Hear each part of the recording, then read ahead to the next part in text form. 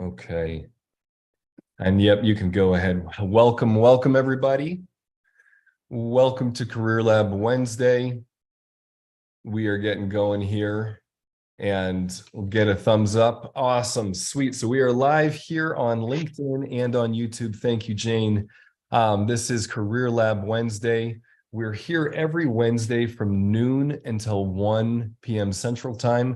Our job is to support you in your career, help you with any questions you have, any strategy that you're working on in your career, whether you are interviewing in that phase of being in jobs, or if you are at a company and you're wanting support in how to manage your team or manage your relationship with your boss.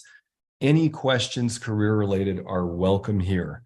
A few things about how this works. So this is being live streamed on LinkedIn and on YouTube. I love it when you jump in directly on the Zoom link and I can work with you one-to-one. If that's something you're not comfortable with doing, totally get it. You're welcome to send your questions in. You can do that by entering your questions into the comment section. Jane will get those over to me. I'll do my best to answer those questions. So again, Career Lab Wednesday, every noon to 1 p.m. Central Time. We are here to support you in your career, helping you, especially with the emotional intelligence side of things. People often will say something like, oh, it's so political. I like doing my job, but I don't like the politics, and totally get it. And the truth is that working with people is political, and so there will tend to be politics in jobs, and learning to navigate that is incredibly important. Lots of research showing that at a certain point in one's career, your emotional intelligence becomes the most important thing. How you interact with other people, knowing about yourself and what your strengths are, what your weaknesses are, and really learning how to work on a team with others and to communicate what you need with other people. So that's kind of our high level approach to this. Lots of questions I don't have answers to, but I can often help direct you somewhere.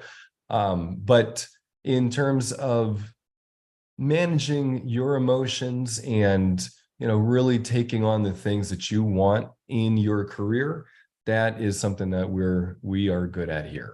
So as we're getting going today, I'm very interested to hear from everybody. Wondering if Eric, if you've got an update for us. Yeah, so I had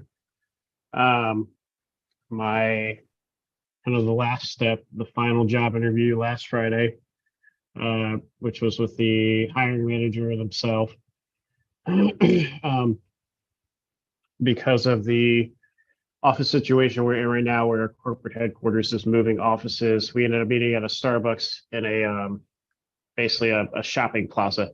And just basically sat there in a couple of chairs and had the interview right there. So obviously, a lot different than in a conference room in an office building, but I thought it was pretty solid. It was definitely more strategic in focus, if that makes sense. And I think I was not as prepared for that as I should have been. Not to say that it wasn't terrible, but I think I probably could have executed a bit better. Like I know there's one question where he asked, say you're tasked with looking to increase margins on this product group by 10%. What are you going to do? Go. Kind of like that. I don't know if you're familiar with like case studying, method.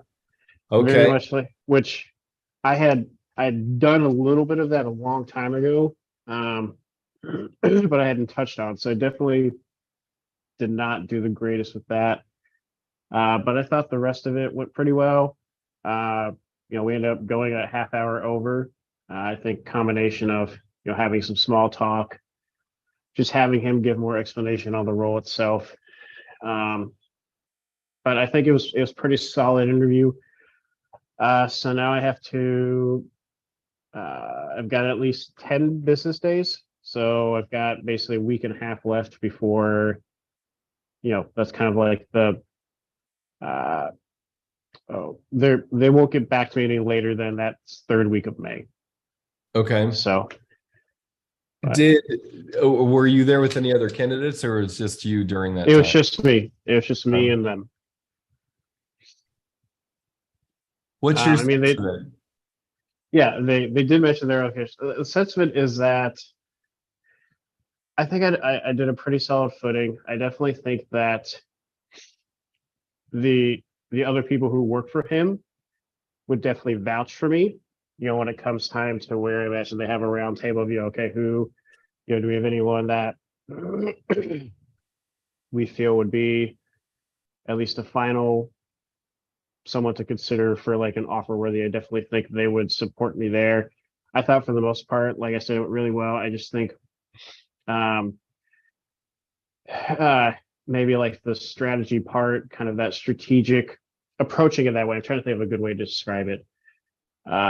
Maybe could come back to bite me in a bit. Mm-hmm. But I think that I've basically put myself in the best position I can for this role. And at this point, if I get it, great, I'm going to embrace it. If I didn't, then I don't think it could be, for a lack of, it wasn't that I was worse. It was just somebody else potentially was better. Okay. I'm curious, was there anything any way that you would have known that it was going to be what's it called, where during the interview you're doing case studies, where it's like you're kind of showing how you would manage a project? Was I know what you're talking about. I think there's a couple things that maybe would have given that away. I think one, just kind of reflecting back on what I'd heard about the role, definitely lent it to being more, I'd be data support, but also and kind of confirmed with chatting with them is I'd be given potentially more responsibility, authority, so to speak. As I kind of prove myself within the role to make. I'm not necessarily making the call to execute a decision, but if I bring something forward that has strong support, they will definitely, strongly consider it, that kind of thing. So I think role itself was a first clue. I think the second clue was his background. He started out as a consultant himself for a good portion of his career. So I imagine, he's kind of already used to that mindset. So I probably should have figured that he would add some of that flavor to this interview, especially since it kind of seems like it very much is kind of along those similar veins. Now that I got more clarity, is very much kind of like an internal consultant almost, or has a lot of okay. similar vibes that I've gotten from what little I do know about consulting. That is, it definitely gave a lot of similar vibes to that. Is that something that you want to do? Yeah, I think it would be really, really interesting. I'm still, even after interviewing, still would really want the role. I think it would be a good way to get me more exposure across um, more of the business, and then also help kind of get me more of those strategic thinking and execution skills that I don't necessarily have as someone who's kind of working within kind of the tactical forefront of the business itself per se. Okay. I mean, I think that that's that you're learning more about it, and it's something that you want to be getting into. Um, you're able to start taking the next steps towards that, and that those next steps might be this role or might be something else. Yeah, and it seemed like that they're kind of almost designing this role as they go along. Because I guess he was telling me that, when he was working with the HR partner on what they want to put for this role, as kind of like this job description stuff, I guess he told there needs to be done for the given time frame or whatever. So it seems like it'll be very much kind of an open-ended where you could really kind of make it what you want it to be, but it seems like that they definitely want to very much act like an internal consultant where you're going to be supporting the other product leaders or product line leaders. Ideally you're exploring ways to help improve the business on a strategic level, or even maybe something that would be more operationally focused. Again, you're not going to be making the call on whether or not it happens, but if I find an AI tool, say that I think it would be of strategic value to us, I'm free to make the business case, and I could potentially be granted that project success, and potentially be tasked with supporting, implementing, and executing that. And then potentially further on, maybe working with large customer presentations, or working with other projects as I imagine you gain credibility within the role, and the hiring manager would become more comfortable with you doing it. So, but yeah, I definitely think I very much want this role. Would definitely be disappointed, but I think at this point I've done everything I can, put forward the best that I can given what I knew. We'll just kind of see where the chips fall. Okay. Well, cool, Eric. Thank you for sharing. And one of the things we're learning, I think, is that, well, I'll tie it to this. This might be a bit of a stretch, Eric, but we'll see. Is on today's topic of emotional intelligence, and one of the primary feelings that we all have all the time is fear.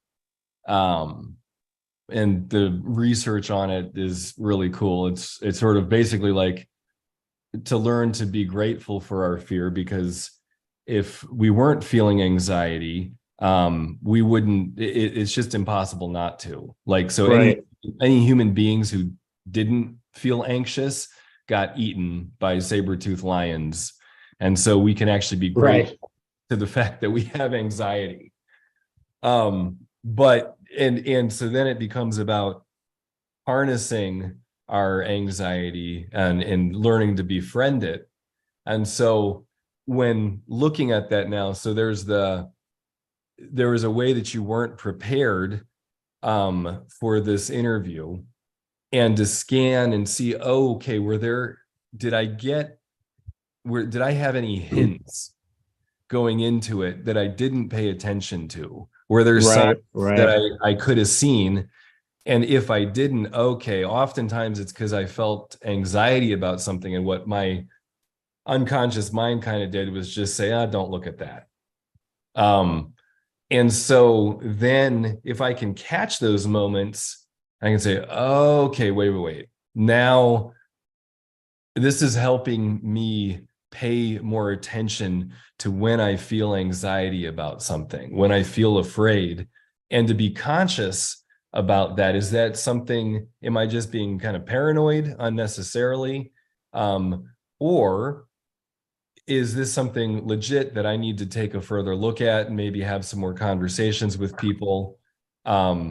So that's something I just want to tie in here, that our anxiety can really be a gift if we make the choice to learn from it. So yep, I agree fully. Okay, right on. Yeah, and I'm using your story as an educational moment too, and I'm not saying that. No, yeah. Cool. Well, Eric, I look forward to hearing what happens, of course, and to continuing to support you in your career. And I really appreciate you sharing and bringing us on the journey with you. Yeah, no problem. I'm hoping to maybe hear something next week, but I mean, well, I guess we'll just we'll see. In 10 days, you'll be hearing right about either by next Wednesday or Thursday. Right. So, yeah, it's funny you mentioned emotional intelligence because that's what I try to keep an eye out. And he was very good at, keeping his cards close to the chest. But I did feel like, and we had some small talk that I felt like we tried to, kind of connect and have Mm-hmm. that personal connection. And I mean, when I know one of the questions I always ask at the interviews is, basically, is there anything that you know or that I've talked about or anything that I could clear up for you that you have concerns or questions on? And it definitely seemed like it was a case where, he thought I was a strong candidate. He wouldn't have met with me and done all that to, not to have me be a serious candidate. Mm-hmm. So I definitely think, if I don't get it, it wasn't a case that I necessarily was that poor. It was just somebody else executed better. Mm-hmm. Yeah. And now you'll have the experience of and knowing how to execute better and knowing in the next times that um how to be more prepared. Right. Yep. Okay. Well, cool. Eric, thank you so much. I'm going to do a quick room reset and then I would love to hear from Cynthia. So this is Career Lab Wednesday. Every Wednesday, noon to 1 p.m. Central Time, we're here. I'm here to answer your questions, give you the support I can, refer you to places that might be able to answer questions that I'm not able to. My focus is on social and emotional intelligence. It's a often overlooked thing in the workplace. There's a lot of buzzwords about it, and we all kind of know that it's something that we need to be as successful as we want to be. And it's a new field for us. There's a lot that we're learning in social and emotional intelligence. And I think that one way that we really process things well is by talking them through. It's a lot of people realize that coaching is a way that they can get clear about what they need to do and to confront sometimes some of the limiting beliefs that they have about taking on a project or whatever their next steps are. And so I am here to offer myself as a coach to anybody around anything career related. And know too, this is being live streamed. So if you don't want to jump on here, totally get it. You can always type your questions anonymously and I will respond to those there as well. I'm going to do a quick response to a question that came in. What do you do when you have two companies that you're interviewing for? And one of them you really like, and that offer hasn't come through yet. You think it's going to come through, but it hasn't yet. And then another company that you don't like quite as much, that offer is on the table. How do you navigate that? That is a tricky situation because on one hand, you don't have an offer from the one that you want the best.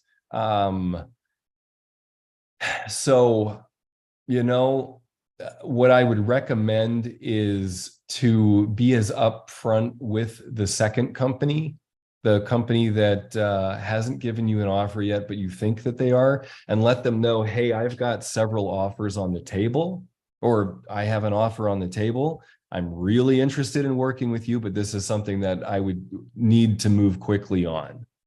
And that would be the communication I would send to them. And then for the company that's given you the offer, basically anything you can do to stall a little bit without turning them off. If it's something that you really want, you're really afraid of losing, you know, you might even start the process. There was one client I was working with a month ago. She had two offers. The one seemed like a really great fit, and she went in and started there. And within the first day, she realized, oh my gosh, I really wish I had gone with the other one. And this is, I mean, this is a mistake on her part. She didn't do more investigating earlier. But she made it work out. She contacted the other company, said, I want to do this. And, it was definitely an awkward transition.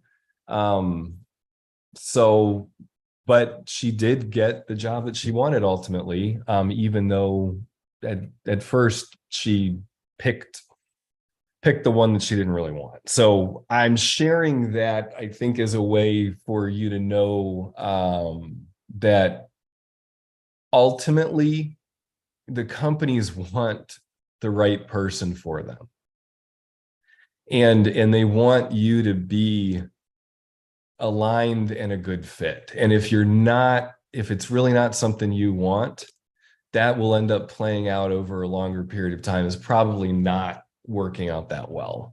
So I'm sharing some of the things that I've heard and learned, and I hope this is helpful to that question. It's a great question, by the way, because oftentimes it seems that when it rains, it pours. You could be applying to jobs for months, getting nothing, and then all of a sudden you'll start to get some things coming in. And so this is a common thing that comes up. Where you're getting more offers. One of them's not quite as far along as the other. You're interested in that one.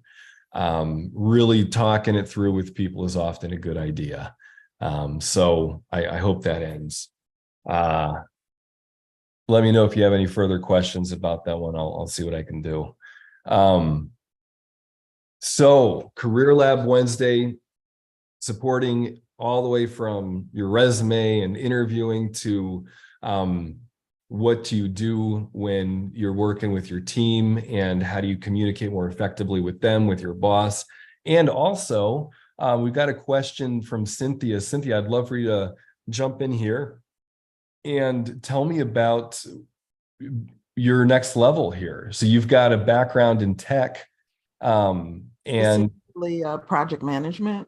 okay, cool. Yeah, but I did start off very technical. Uh-huh. I was often moved into project management roles because I was considered a techie with a personality. And so, Uh-huh.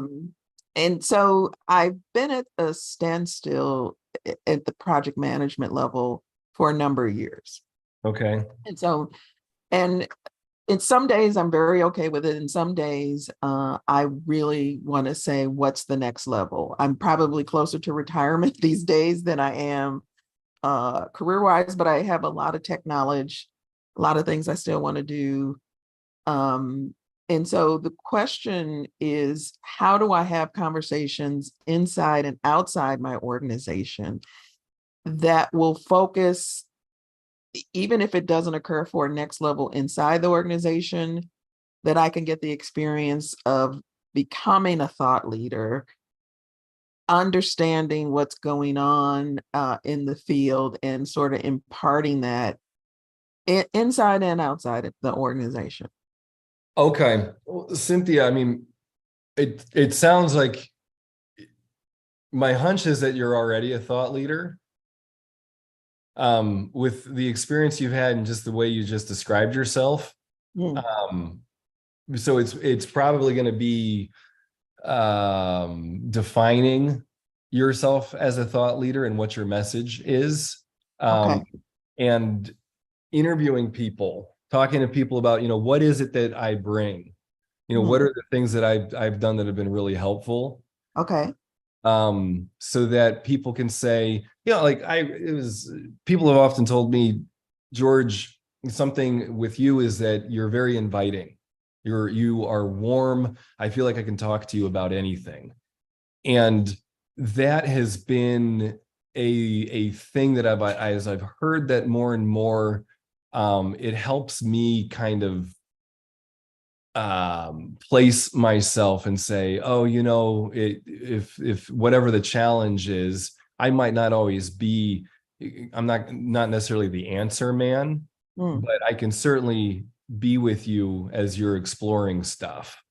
And so that's helped me to hear that feedback from people in a variety of ways. Is that helping you, what I just said? Indeed, because it's interesting you said that you feel I'm already a thought leader. So I guess another question would become, how do I get to the point where I see myself as that?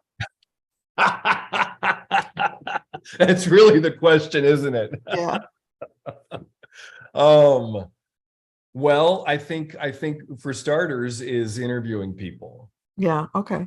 And because it will take that, there's a thing I'll often share in some of the groups I lead, where so in some of the groups I lead in our organization, um there's everybody's learning and growing, Hmm. and you get feedback all the time. And what I realized over time was, I have about a 6 to 9 month delay. People will see me and give me feedback saying like, wow, the way you led this group to that level of truth in that way, like you are a solid, trustworthy guy. And I'll get some kind of feedback like that. When I'm getting that feedback, I'm like, who the hell are you talking about? Right. What is this? Yeah. And it's like I have a 6 to 9 month delay where then I see myself in a session like that or in an environment. I'm like, oh yeah, I'm totally doing this thing that, oh Yeah. yes, they told me that like 6 months ago. So I think we as humans kind of have this delay. It's probably different for everybody, but Yep. it's really helpful to hear from other people, because it's like I'm so full of my own BS and ways of seeing the world that it's Yeah. like I really need other people telling me how they see me, and I might start believing that more. True, true. No, you are spot on. I have a similar issue. I don't know if it's an issue or a problem where I'm always ahead of the curve. I'm Okay. to the point that I get frustrated with everyone. And so I stop doing what I'm doing that is good stuff. Mhm. So the bratty teenager, which would, pulls into your EQ, Mhm. it's just like no one's listening to me, no one's paying attention to me. So I'm gonna stop being ahead of the curve and just wait for everybody to catch up. So Oh, okay. And then but that whole time it's really hard not to resent everybody. yeah, yeah. Um, Not so much as that, but I'm just like, they don't get it. I do my inner teenager is really coming out, it's just like they don't know, they don't get. And part of me also wants to say, how can I usher people to this place or help usher people to this place? I have a running joke with my friend. She teases me about every new thing I start.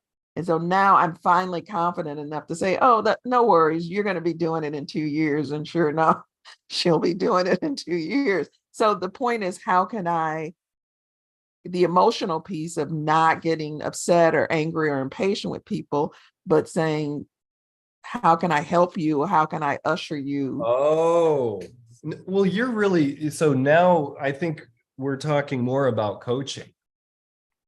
It, Ah, how are never you, thought of that. how are you becoming a coach? Ah, And whether or not it's officially a title or something that you're using, but a lot of our programs, uh, a lot of coaches use our programs okay. because it helps them become better coaches. And lots of people who aren't coaches or consultants Mm-hmm. do it too, because it's the coaching mindset and learning how to negotiate with people and negotiate Yes. their growth, because Yeah. everybody's different too. There's no one size fits all. And we're all growing and changing and learning all the time. I feel more so now than ever before, honestly. I I hope so. Okay. I'm gonna choose to align with you on that and say yes. You were a little hesitant. Okay, I really just appreciate your time. This was very helpful. just to say some of this stuff out loud. So I do really appreciate you. You're welcome. I'm so glad that you're joining in. Cynthia, if you want, please set up a 15-minute time with me. It's something for everybody listening in as well. I am happy to meet and serve you as much as I can in that time. It's, more confidential, obviously, when it's not streaming live. And, if I'll serve you as much as I can in there and point you in other directions. And if you want more time with me, we can negotiate that as well. Awesome. Thank you. Thanks so much, George. You bet. You bet. Good stuff. Good questions. I mean, I'm going to riff for a little bit here, Cynthia. You teed up a lot of good stuff of what do I do in an organization? A lot of people that I have worked with over the years, there comes a time where it's like, I maybe I could retire. Do I start my own business? What really matters to me? What's the impact? Like what's the itch that I have that I haven't really scratched yet? And how do I navigate that? And how do I really kind of come into my own in a way that maybe I haven't before? I've had a successful career in a lot of ways. And I'm happy with a lot of the choices I've made, and there's still something more that I'm wanting.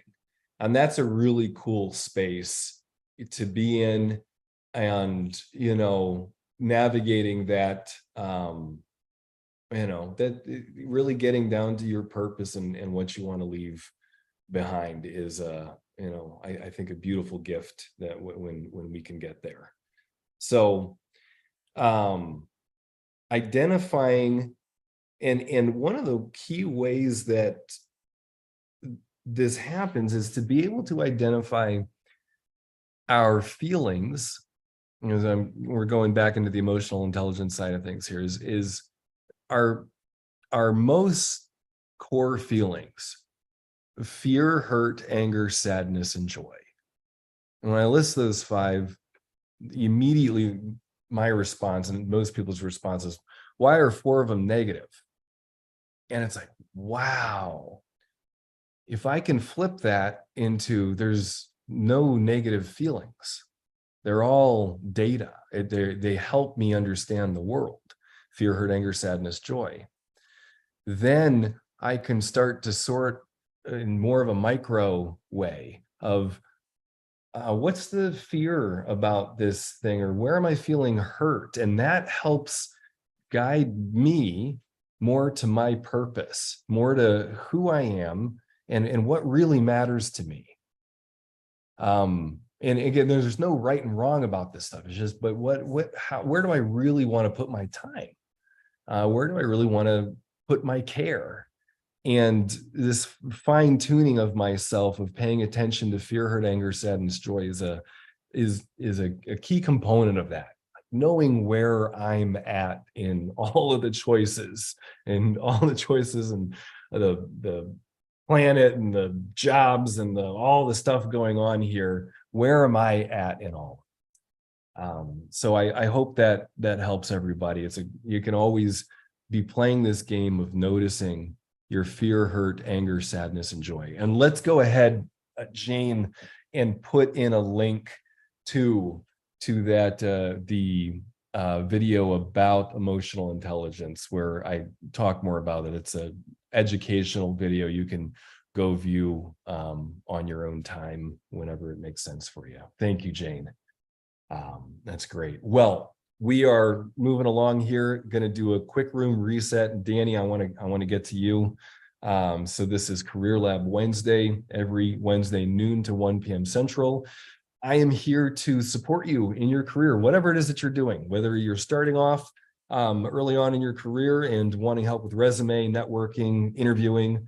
If you are working on your relationships in your career with your team, your boss, whoever, that's all fair game. And if you're in a spot where you're looking at what are my next steps, or what's the impact I want to have in the world, or what's really important to me, am I starting my own business and how I won't walk you through the project plan on that. Most people who join in here are better at that for themselves. My job with it often is just to ask the questions and to walk somebody through their own project plan and kind of, ask questions, make observations that will help them say, oh, yeah. You know what? I don't feel that great about that part of there. That does need more support. So anyway, I'll do as much as I can to serve you. And there's a few ways you can do that. When you jump in here on the Zoom link, I love that. That's great. I can talk with you directly. It is live streaming on YouTube and LinkedIn, so know that. And if you're uncomfortable doing that, totally get it. You can always type your questions into the comment section on YouTube or on LinkedIn. Jane will get those over to me, and I will do my best to get those in.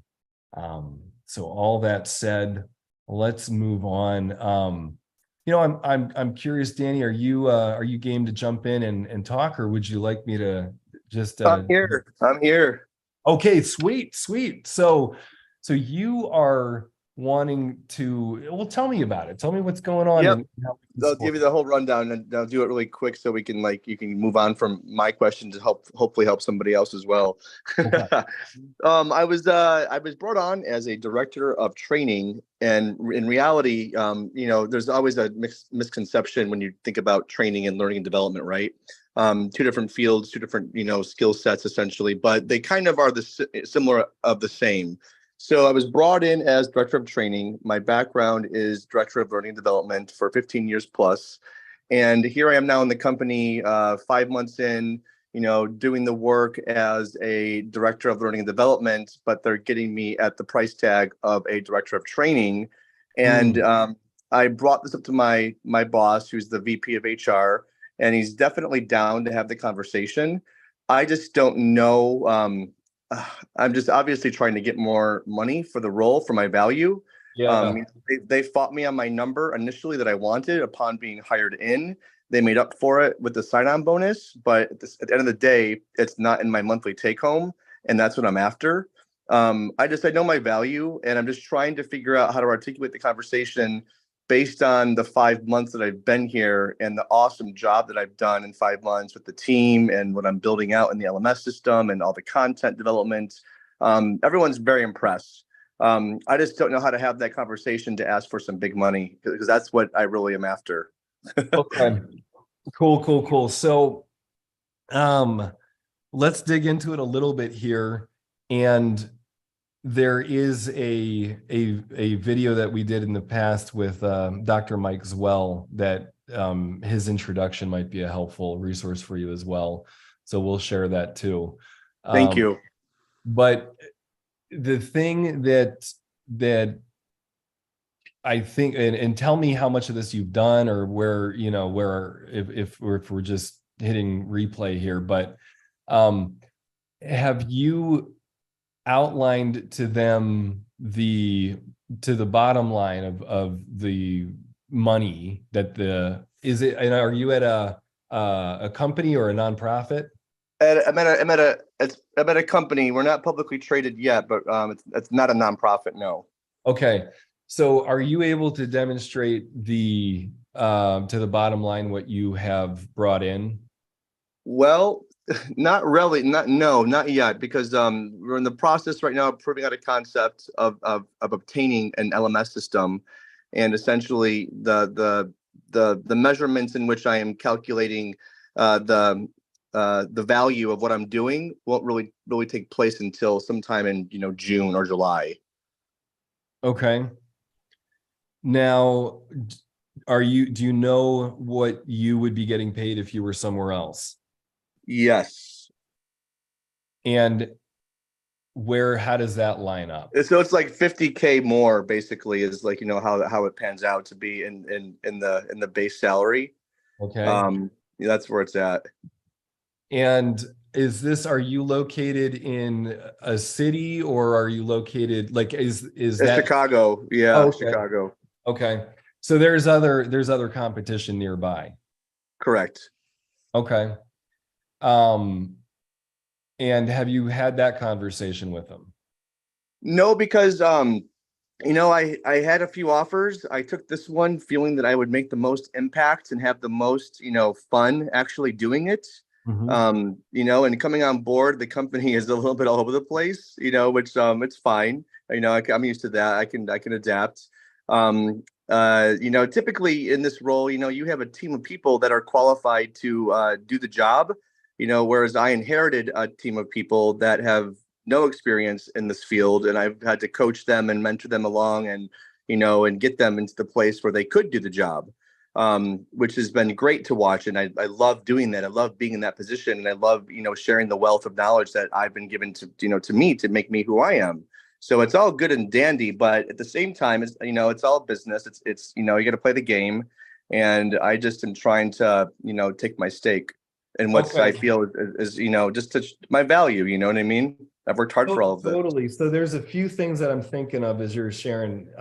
Is one is did you take a pay cut to work here? It's even Steven. Okay. So, and at the last place you were working, was it similar where you don't think you were getting what you're worth? No, I think that I had basically done that part of my chapter, and I was really hoping that after the end of 7 years of being somewhere, I was really hoping to kind of come in a bit higher than, well, 50K higher actually than where I landed. The last job was the prequel, to basically to launch me to be like senior director, and that's what I would have liked to have came in as, but the company they made a few alterations in the job description from where it originally came from as a manager of training, and then they made it a director of training as a result of seeing my experience. And so they made some concessions on their side, which had nothing to do with me, of course. So now that I'm here, proving my worth, showing these people what I can do, I think it's just valid that we reevaluate the job title and the salary. Yeah. So then the next, I think so. And a question I'm having is, how is the company doing? That's a good question. We realized all of our profits in quarter 3 and 4. And so there's much to be determined, I think, in the coming months based on that formula. But just to give you an example, we just haven't even really been approved our budgets yet because of, of this kind of like pattern. Okay. It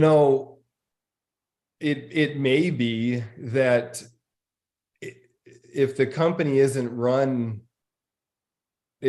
running at a profit, that It is. It is though. It is? Yeah, it definitely will be. Okay. So but then, we just know that based on historical data, that's just kind of how it's always been. But I mean, we can't say it officially, of course, until it comes out in quarter 3 and 4. okay. Well, given what we've talked about so far, before I say anything else, are you having any insights or any thoughts that you want to share? About how you would like to negotiate? Yeah, so that's the hard part. It's like, in one hand, I took the job role as it was presented, director of training, and quite frankly, I took that job role because it was at a level in which I was fit for, and I knew that I could do the job. However, I guess maybe I'm just a little bit resentful of myself, the fact that I took a job, director of training, knowing that I would be giving them director of learning and development work, and just knowing that position always, the price tag on that position pays more, period. It's more L&D, HR related. I'm building courses and building career trajectories based on, educational content and things that they have to complete in order to get to that next level within the company.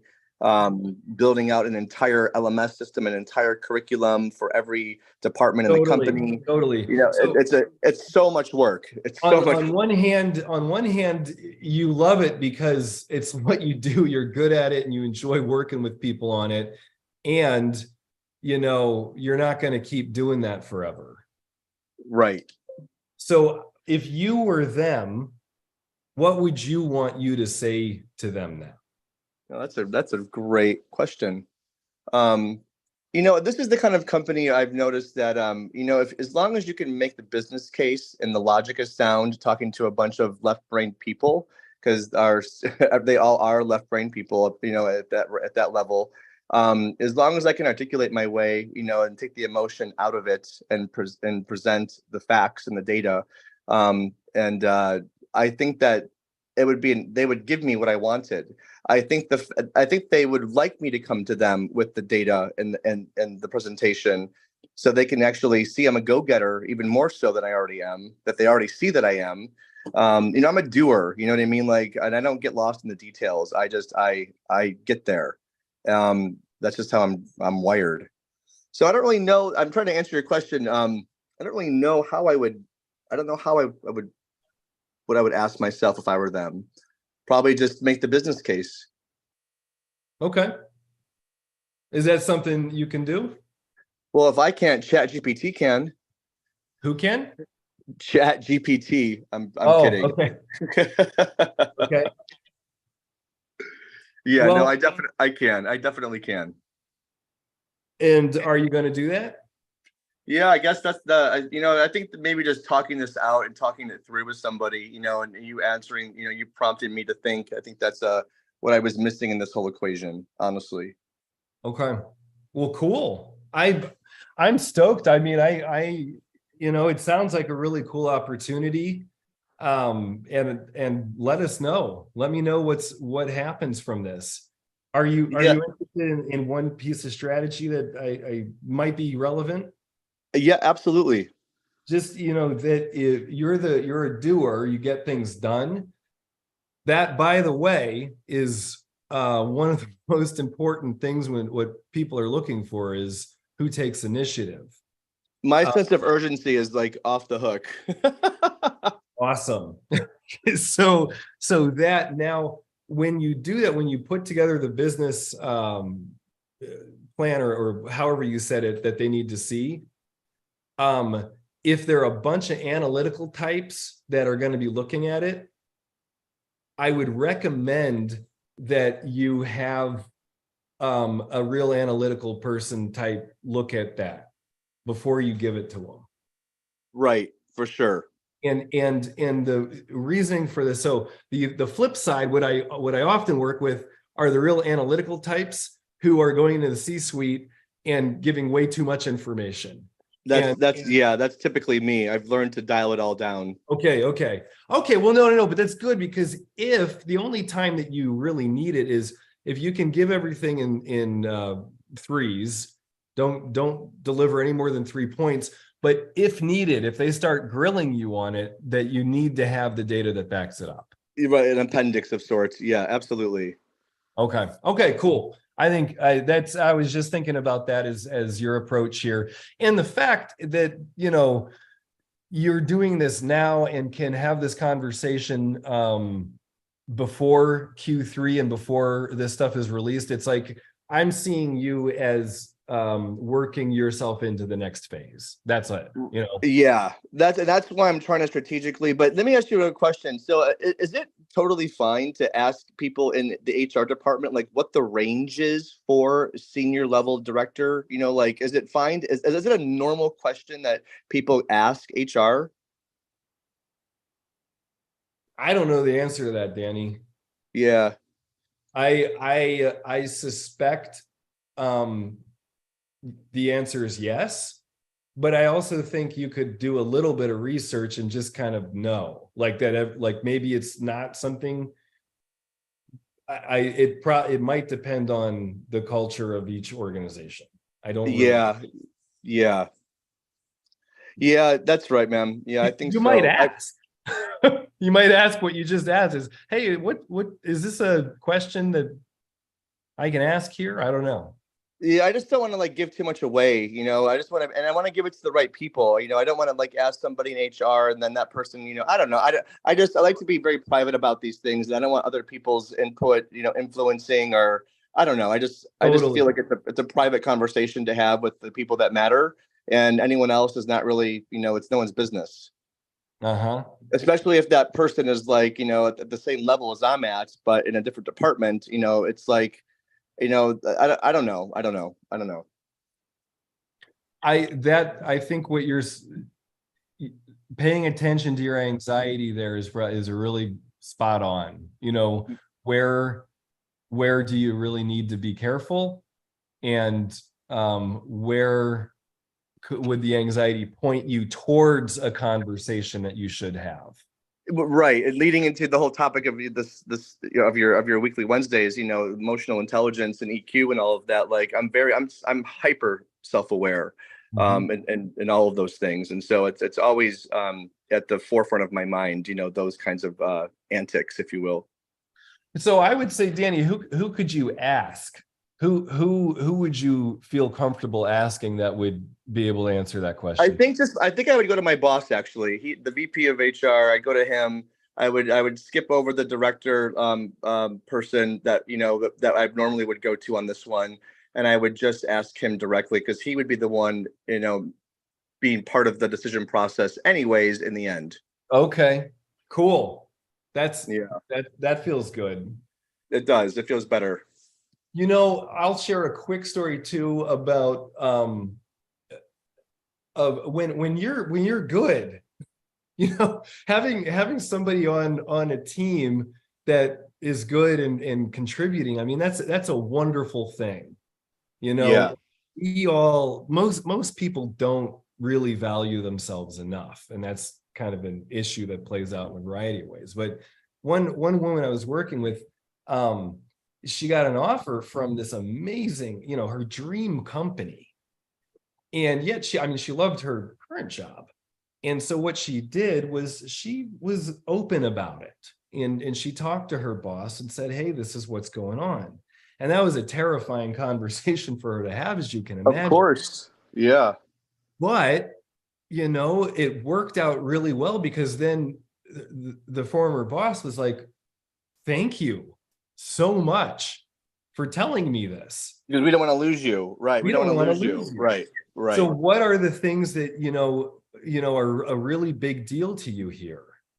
And so then she got into it with them, and she ultimately ended up leaving the company, but she did it in a way where, I mean, they literally threw her a party. They said, if you ever want to come back, you're welcome. And she helped tighten up the systems and do things in a way, like she used that transition as a way to help the previous company take their next step.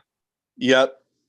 And so even if it doesn't work, if there's things going on, at the company, and they're not able to give you what you want and all of that stuff, but to be in good faith and communicating that in such a way that it ends up being a win-win.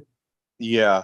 I mean, it's a challenge, but it really, I mean, for you to use this as a way to really develop yourself. Yeah, I understand that. That's a good point. Cool. This is awesome. I mean, I really appreciate you sharing. We're coming up on the end of the hour, and somebody was sharing here. I just want to read what they were saying. I relate to this convo. It might be worth shopping on the side and getting an offer on the table. That offer can help negotiate on your behalf. Speak to your value internally. Also, listening at the idea of listing out the ROI you've brought in. I also imagine they want someone committed long-term. So speaking to what value you can bring in 1 to 2 years can help you make your case as well. Similar to you, Q3, Q4 is the most important time for our fiscal, and although I know I can command a higher salary, I will put my best foot forward through the busy season and then reassess my market value then. So I want to make sure you got that. That's really good feedback from whoever said that. So thank you for that. I appreciate it. Yeah. It's really hard. It's hard to put a value on training. You know what I mean? Honestly, and development. It's really, really difficult to put a number on that. It's always been, I think, one of the hardest things in our industry, or in my industry, I should say. Uh-huh. Getting that value right.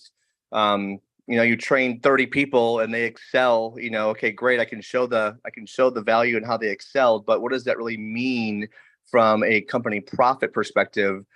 These are metrics that are over my pay grade. Okay. Well, Dan, it might be something that becomes more and more of something that you're paying attention to, because Yep. leadership, how to lead, what it's really worth, all of that. I mean, these are questions that I imagine, are only going to build, and so the more that I I guess I'm talking to myself here too. Yeah. You got to dive in and pay attention to these things. Absolutely. Take some courses, learn for some people, get some mentors, all those things. That really knowing how to share that value with people, that's a great question. I really appreciate you jumping in here and sharing. I think this is serving a lot of people who are listening in, so really appreciate it. And we're coming up on the end here.